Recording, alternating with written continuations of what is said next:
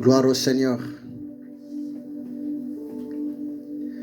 Bien-aimés, bonjour. Que Dieu vous bénisse abondamment.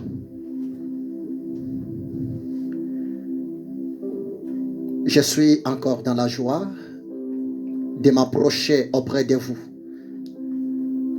Bien-aimés, dans le Seigneur Yahushua Hamashiach, pour continuer notre enseignement, l'enseignement biblique est tellement important, l'enseignement biblique est tellement profond. Comme je vous ai dit, nous sommes au temps du Saint-Esprit. Laissez-moi encore vous rappeler, mes amis, le Saint-Esprit est permanent ensemble avec nous. Le Saint-Esprit, il habite dans le cœur de la personne qui a donné sa vie à Yahushua Hamashiach.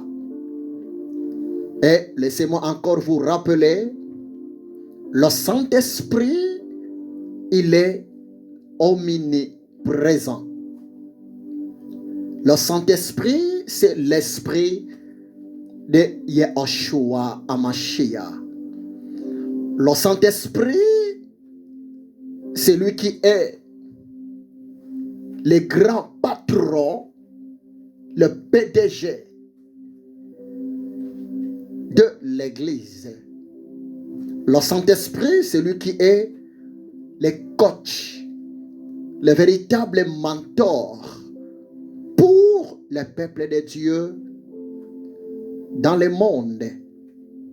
C'est depuis l'an 33, après le départ de Yahushua Hamashiach au ciel, après l'ascension de Yahushua Hamashiach au ciel, bien-aimé, 40 jours, s'il vous plaît, 40 jours, Jésus, après sa résurrection des morts, il était resté ensemble avec ses apôtres, avec ses disciples. Et lorsque le Seigneur, après sa résurrection des morts, après avoir passé 40 jours, 40 nuits, ensemble avec ses apôtres, le Seigneur avait dit à ses disciples de rester dans la ville de Jérusalem jusqu'à ce que Monsieur le Saint-Esprit va descendre dans leur vie. Et bien aimé, les apôtres de Yahushua Hamashiach, ils étaient restés dans la ville de Jérusalem, mais en état de prière. Et 10e jour après leur prière, 10e jour après leur retraite dans la prière, Monsieur le Saint-Esprit était descendu. Donc, en un mot, le Saint-Esprit était descendu, resté permanent ensemble avec le chrétien jusqu'aujourd'hui, 50e jour après la résurrection des morts de Yahushua Hamashiach. Et c'est Monsieur le Saint-Esprit qui est à la base de Réma. C'est Monsieur le Saint-Esprit qui est à la base de plusieurs manifestations surnaturelles dans nos vies. Et c'est le Saint-Esprit qui est aussi le bon conducteur. C'est lui, Monsieur le Saint-Esprit, il m'avait mis à cœur d'entamer, de commencer un enseignement tellement important, un enseignement biblique sur les grands sujets, connaître bien son Dieu pour mieux le servir. Oui, bien-aimé, tu ne peux jamais servir l'Éternel Dieu. Tu ne peux jamais servir Yeshua HaMashiach dans ta vie si, mon ami, tu n'as pas vraiment la connaissance, si tu n'as pas vraiment fait une expérience personnelle avec Yeshua HaMashiach. Tu ne peux jamais servir le Seigneur Yeshua HaMashiach dans votre vie, bien-aimé, si d'abord, au préalable, tu n'as pas encore répondu à l'appel au salut. C'est pour cela que je vous ai dit que mon enseignement est beaucoup plus destiné aux enfants de Dieu. Mon enseignement est beaucoup plus destiné aux serviteurs de Dieu et aux servantes de Dieu. Le Saint-Esprit est là pour encourager les serviteurs de Dieu et plusieurs servantes de Dieu moyennant son instrument que je suis.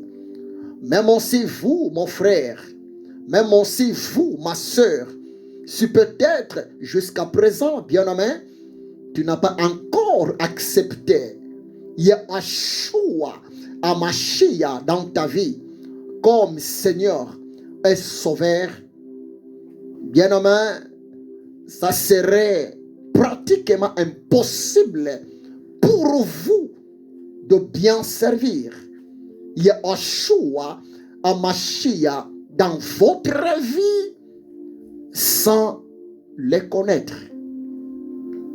Malheureusement, aujourd'hui, il y a beaucoup de gens, il y a beaucoup de frères, il y a beaucoup de sœurs, il y a beaucoup de messieurs, il y a beaucoup de madames, il y a beaucoup de personnes.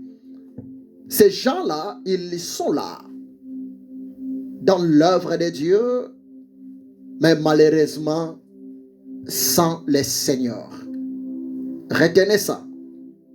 L'homme peut servir à Dieu, mais sans le Seigneur Dieu dans sa vie. La femme peut servir l'Éternel Dieu dans sa vie, mais sans la présence de l'Éternel Dieu dans sa vie.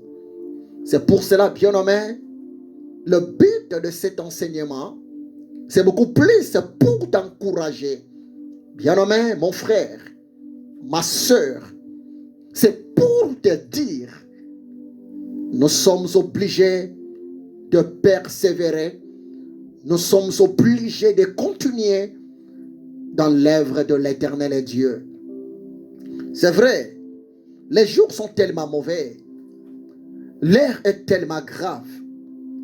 Aujourd'hui, il y a beaucoup de chrétiens qui sont fatigués. Aujourd'hui, il y a beaucoup de serviteurs de Dieu, beaucoup de servantes de Dieu sont fatigués, tombés dans l'apostasie à cause de plusieurs réalités sur le chemin, sur la route de l'œuvre de l'Éternel Dieu. Mais écoutez-moi très bien, mon ami. L'homme est conscient, la femme est consciente. C'est une personne qui est déterminée. C'est pour cela je suis en train de vous développer selon la parole de Dieu quelques personnages, quelques groupes de gens qui ont servi l'Éternel est Dieu dans leur vie, avec détermination, avec sérieux, peu importe plusieurs réalités dans leur vie par rapport à leur temps. Soyez bénis, mon frère. Soyez complètement bénis, ma sœur. S'il vous plaît, il vous suffit encore de relire ensemble avec moi dans l'évangile selon Luc. Luc chapitre 1er, verset 5 à 25. Si vous lisez Luc chapitre 1er, verset 5 à 25, bien-aimé, là-bas, la parole de Dieu nous parle, la parole de Dieu nous explique sur la réalité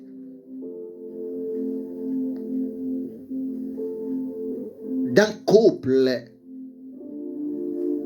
sur la réalité de l'homme de Dieu au nom de Zacharie.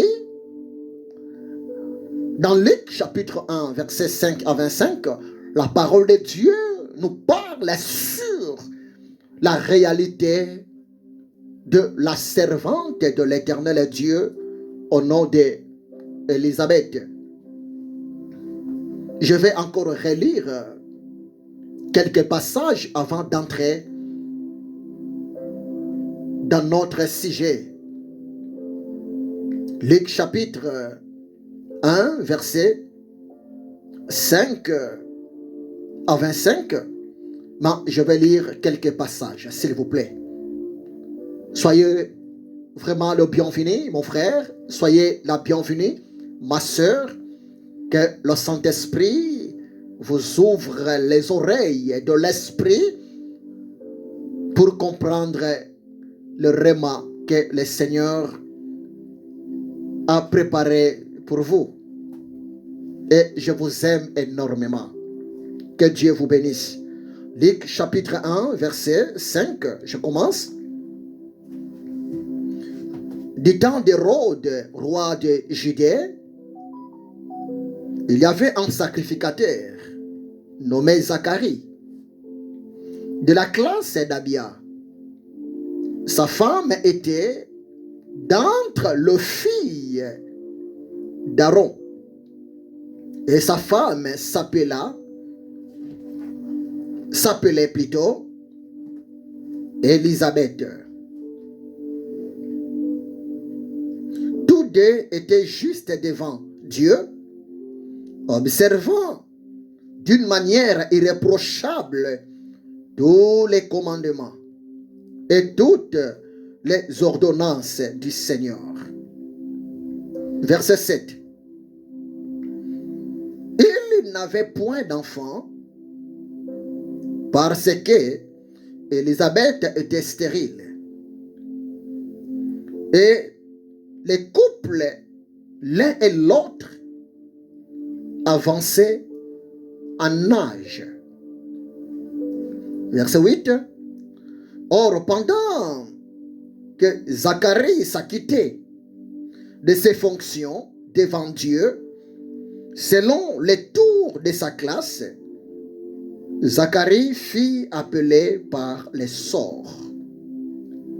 D'après la règle du sacerdoce, à entrer dans le temple du Seigneur pour offrir le parfum. Toute la multitude du peuple était dehors en prière à l'heure du parfum. Le verset 11, mes amis. Alors, un ange du Seigneur apparut à Zacharie et s'était debout à droite de l'autel de parfum. Zacharie fut troublé en le voyant, et la frayeur s'empara de lui. Mais l'ange lui dit, ne crains point, Zacharie, car ta prière a été exaucée. Ta femme Élisabeth t'enfantera un fils et tu lui donneras le nom de Jean. Il sera pour toi un sujet de joie et d'allégresse, et plusieurs se réjouiront de sa naissance, car il sera grand devant le Seigneur, et il ne boira ni vin, ni liqueur enivrante, et il sera rempli de l'Esprit Saint, de le sein de sa mère. Il y ramènera plusieurs de fils d'Israël au Seigneur, leur Dieu. Il marchera devant Dieu avec l'esprit et la puissance d'Élie pour ramener le cœur de père vers les enfants et le rebelle à la sagesse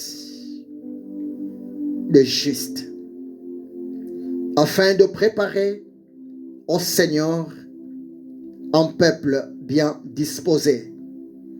Zacharie dit à l'ange, à quoi reconnaîtrai-je cela, car je suis vieux et ma femme est avancée en âge. L'ange lui répondit, je suis Gabriel, alléluia, je me tiens devant Dieu, je été envoyé pour te parler et pour t'annoncer cette bonne nouvelle. Et voici, tu seras muet et tu ne pourras parler jusqu'au jour où ces choses arriveront, parce que tu n'as pas cru à mes paroles qui s'accompliront en leur temps.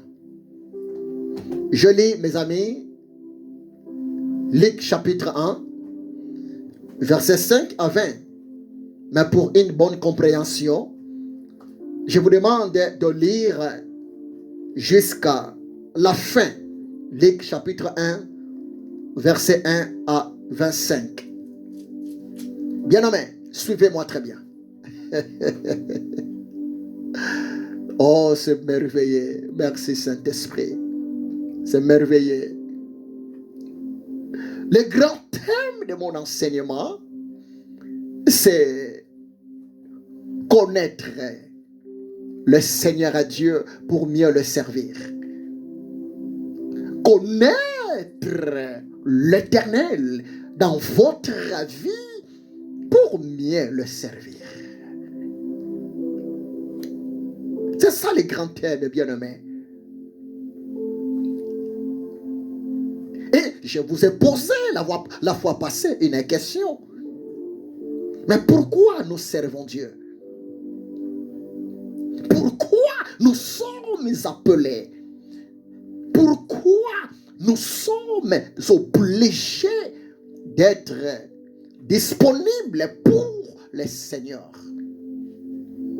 Bien-aimés,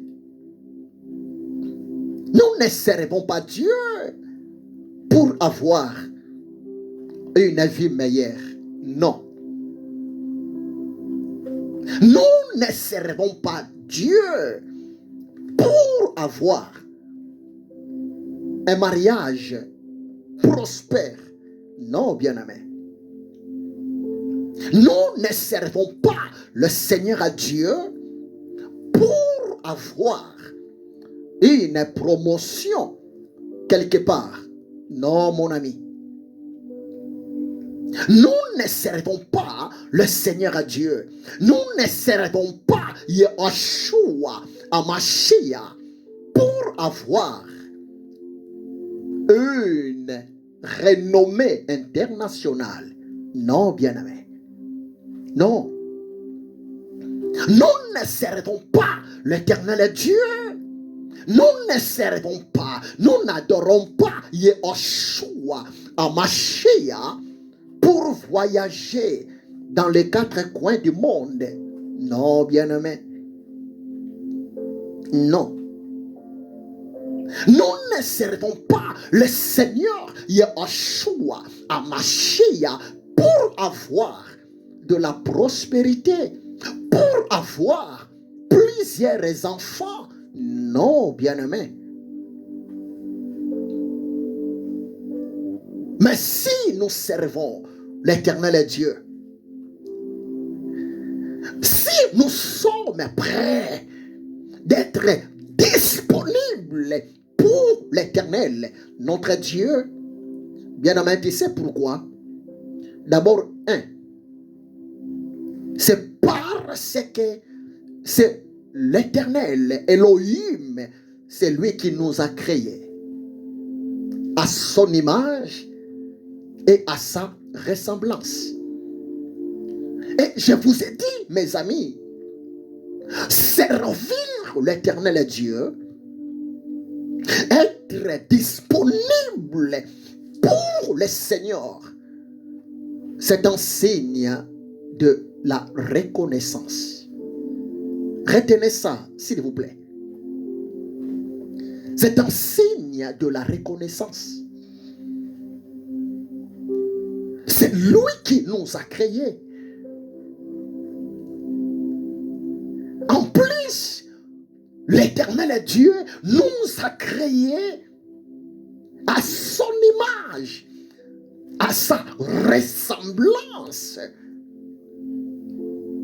Nous sommes de créatures tout à fait différentes par rapport aux autres créatures que Dieu a créées sur la terre.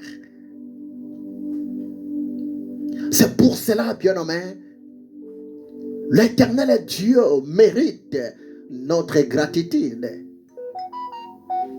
Dieu m'a créé un être humain, l'homme, à son image et à sa ressemblance.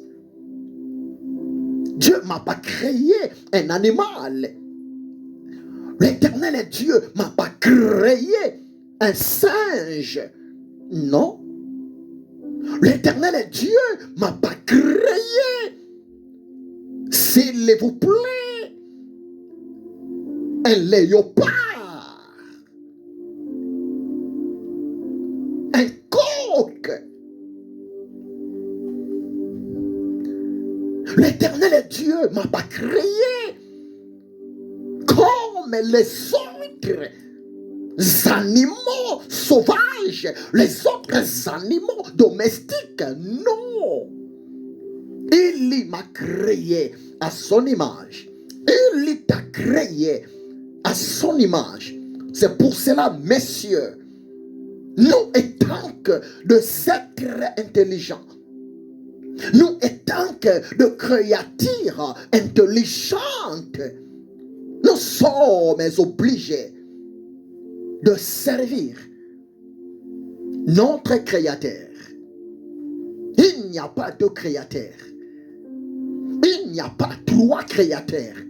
Il y a un seul Créateur. C'est l'Éternel des armées. C'est Yeshua Hamashiach. Mais pourquoi devons-nous servir le Seigneur? Bien-aimés, nous sommes obligés de servir l'Éternel, le Seigneur Yeshua Hamashiach, parce que c'est lui qui nous a sauvés.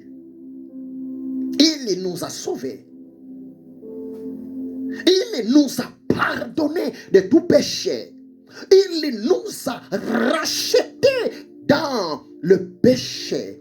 Il nous a délivrés sous la puissance de l'ennemi. C'est pour cela Yeshua HaMashiach mérite notre mouvement par rapport à son œuvre. Croyez-moi, c'est la vérité. Nous sommes un peuple sauvé. Nous sommes un peuple racheté. Nous sommes un peuple mis à part. Parce que notre Dieu, il est incomparable. El Shaddai, le Dieu de toute suffisance. Notre Dieu, il est le Dieu qui pourvoit en tout et pour tout pour nous. Mais l'homme intelligent, la femme intelligente, ce n'est pas une personne qui est motivée à cause des choses de ce monde pour bien servir l'Éternel, son Seigneur Yeshua HaMashiach. Non, bien-aimé. Retenez ça. Servir Yeshua HaMashiach, ce n'est pas un sujet de gloire. Mon frère, écoutez-moi très bien. Ma soeur, écoutez-moi très bien. Servir Yeshua HaMashiach, ce n'est pas un sujet de succès. Non. Servir Yeshua HaMashiach dans sa vie, ce n'est pas un sujet de la célébrité. Non. Au contraire, servir le Seigneur Yeshua HaMashiach, bien-aimé, c'est un sujet de la prise de conscience. La prise de conscience. Jésus, il est le roi des rois. Jésus, il est le Seigneur de seigneurs. Et nous, étant que ses serviteurs, nous sommes, s'il vous plaît, ses esclaves. Croyez-moi, c'est la vérité. Nous ne servons pas Yeshua HaMashiach comme des chefs. Non. Nous ne servons pas Yeshua HaMashiach comme des patrons. Non, bien-aimé. Un bon serviteur de l'Éternel Dieu, une bonne servante de l'Éternel Dieu, c'est la personne qui est consciente que devant l'Éternel, je suis son esclave. Le mot serviteur, j'aime bien ces mots en grec. Le mot serviteur en grec, c'est doulos. Doulos, disciple, esclave. Nous sommes des esclaves de Yeshua HaMashiach. C'est pour cela un bon serviteur, une bonne servante, c'est la personne qui est là pour chercher la gloire de son maître, Yeshua HaMashiach. Servir Yeshua HaMashiach, ce n'est pas un sujet de gloire. non plus un sujet de succès. Non, bien-aimé. Servir Yahushua Hamashiach, ce n'est pas un sujet, s'il vous plaît,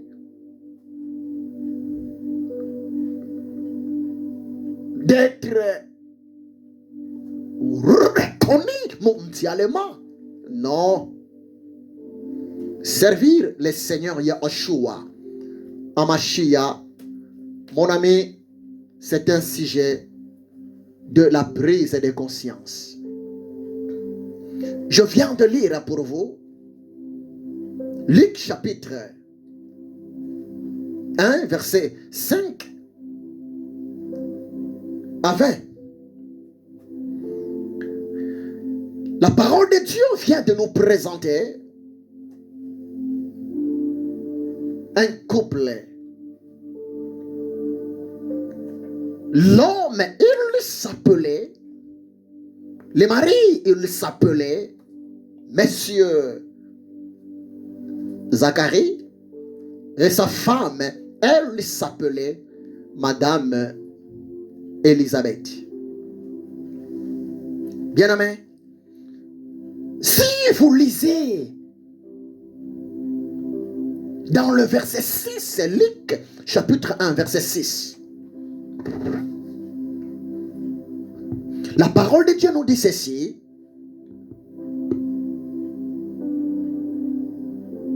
Tous deux étaient justes devant Dieu, observant d'une manière irréprochable tous les commandements et toutes les ordonnances du Seigneur.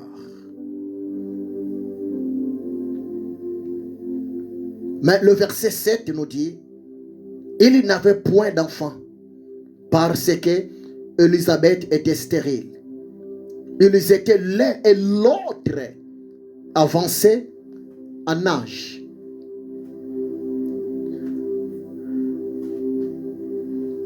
Luc chapitre 1 verset 6, et si nous voyons en quelque sorte la parole de Dieu nous montre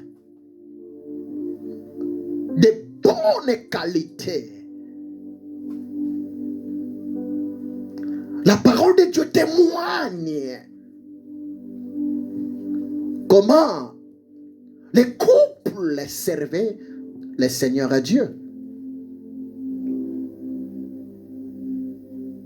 Zacharie et Élisabeth, les couples, ils servaient l'Éternel Dieu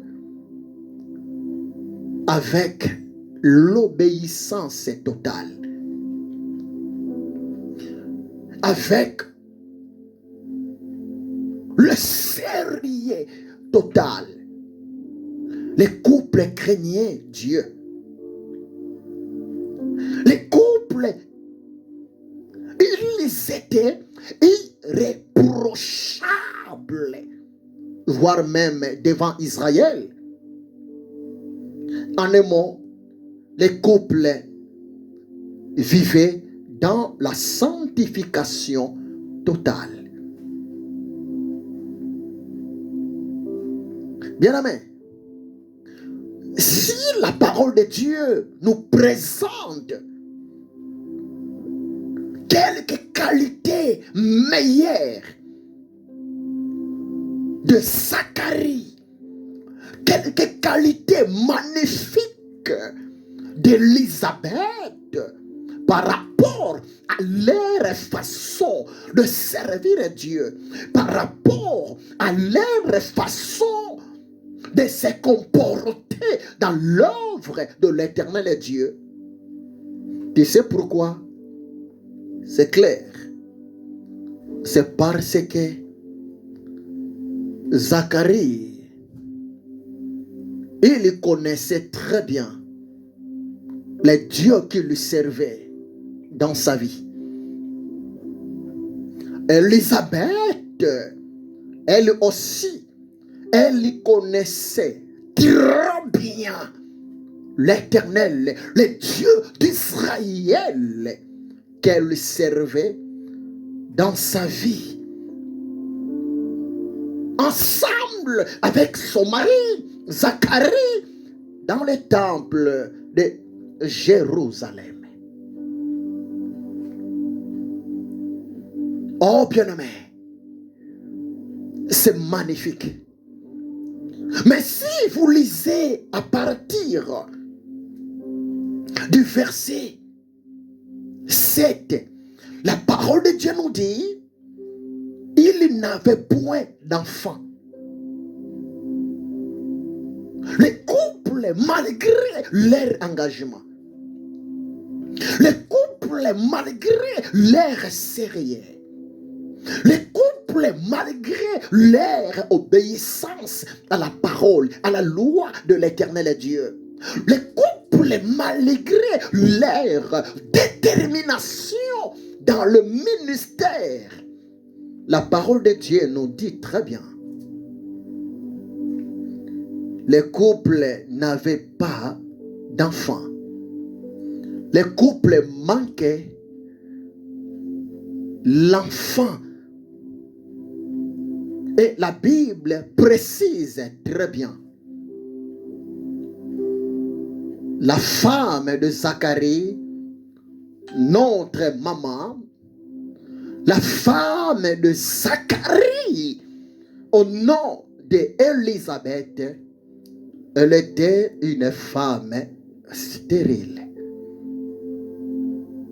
Et si vous piochez les Écritures jusqu'à tel point, Élisabeth,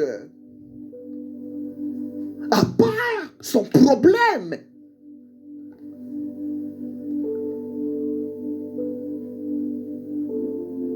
elle était encore avancée en âge, mes amis. Élisabeth, l'âge était avancé. Elle était devenue une femme ménopause, s'il vous plaît. Élisabeth. Mais bien aimé, lisez bien la parole de Dieu.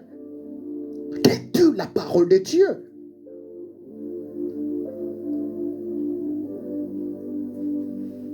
Un jour,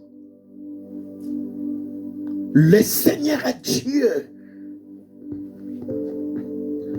le Dieu de miracles, le Dieu de surprise, l'Éternel Dieu, le Dieu de cas impossibles. Bien-aimé,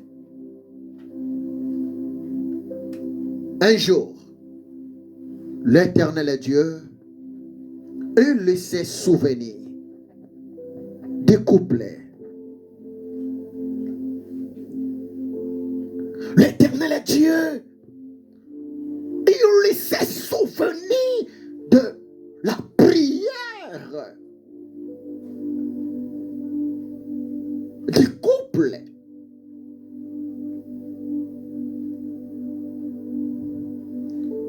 C'est pour cela, bien-aimé, écoutez-moi très bien. À vrai dire, un véritable serviteur de Dieu, un véritable enfant de Dieu,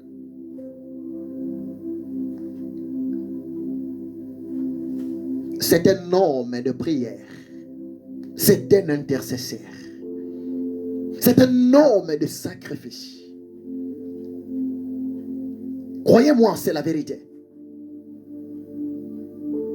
À des fois, nous étant que des hommes de Dieu, nous passons beaucoup de temps dans la prière, en intercédant l'Éternel Dieu pour les autres, pour le bien des autres personnes.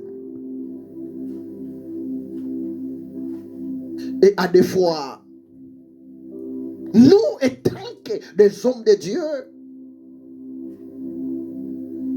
À des fois, nous oublions même nos intérêts, nous oublions même nos besoins, nous oublions même nos problèmes pour présenter le problème du peuple, le problème des autres personnes.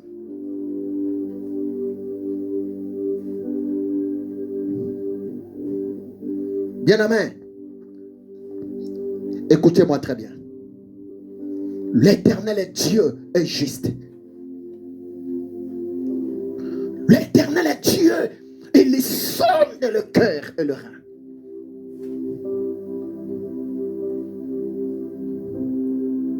À des fois, vous pouvez prendre 5 heures du temps d'intercession. Vous priez pour les autres. Mais à des fois, pour nos propres sujets de prière, à des fois, pour nos propres problèmes, nous les hommes de Dieu, à des fois, je peux prendre seulement 5 minutes.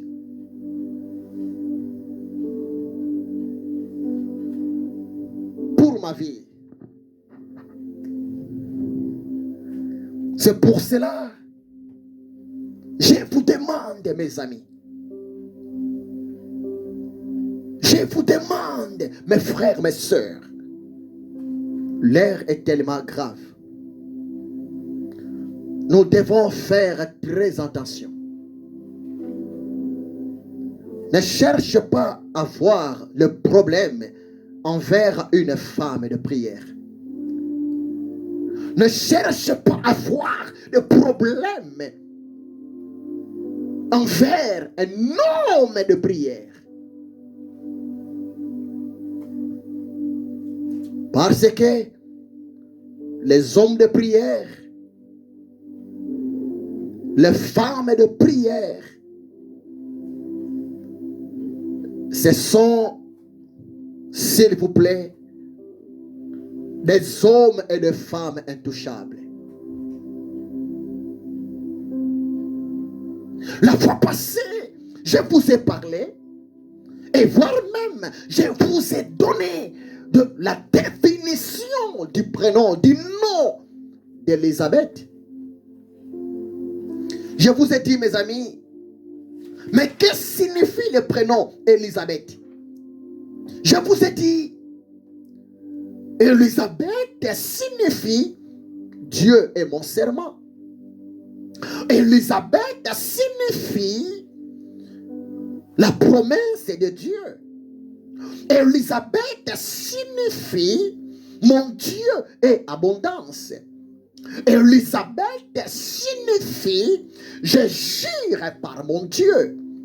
Élisabeth signifie mon Dieu est ma subsistance.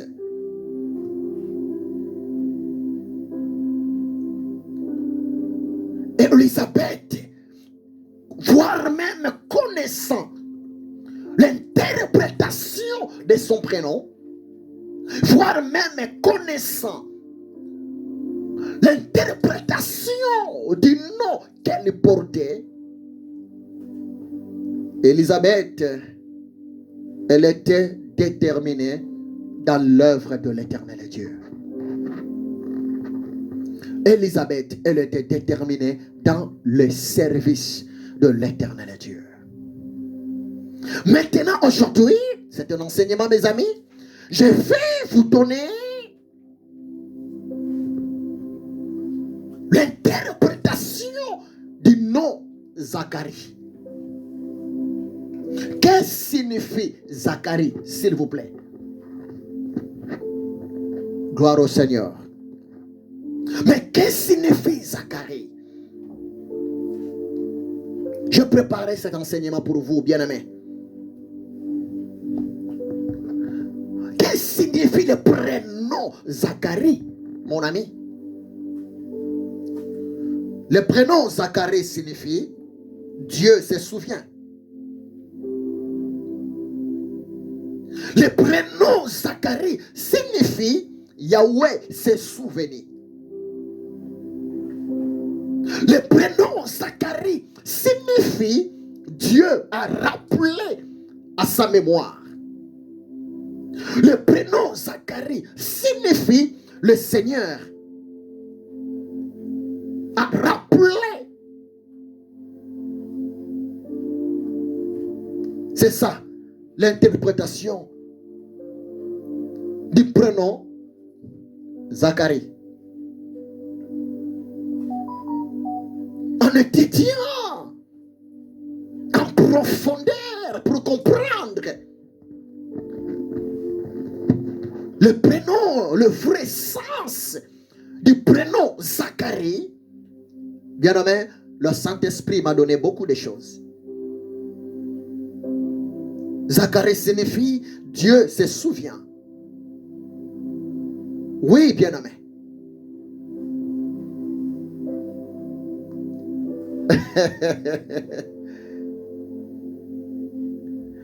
Zacharie signifie l'Éternel est Dieu, il le sait rappeler.